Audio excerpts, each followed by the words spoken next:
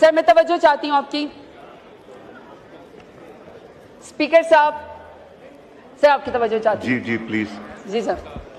Please, sorry वो multitasking. Sir मेरा issue है, सर मैं तवज्जो चाहती हूँ आपकी। स्पीकर साहब, सर आपकी तवज्जो चाहती हूँ। जी जी प्लीज जी सर। प्लीज, सॉरी वो मल्टीटास्किंग। सर मेरा इशू है कि मेरे लीडर ने मुझे आंखों में आंखें डाल के बात करनी सिखाई है। सर अगर मुझसे आई कांटेक्ट नहीं होगा तो मैं बात नहीं कर सकती हूँ। सर मेरी आपसे गुजारिश है। सर ऐनक पहन लें, ऐनक पहन ले सर, ऐनक पहन ले सर।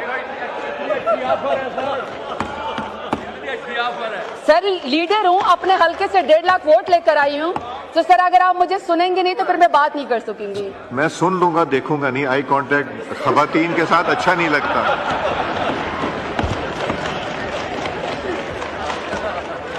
सर 52% खवातीन को अगर आप इग्नोर करेंगे, अगर आप देखेंगे नहीं ना, तो सर फिर ऐसा ही होगा, सिलेक्टेड लोग ही यहाँ पे आएंगे। मैं किसी भी खातून की आंख में आंख डाल के नहीं देखता।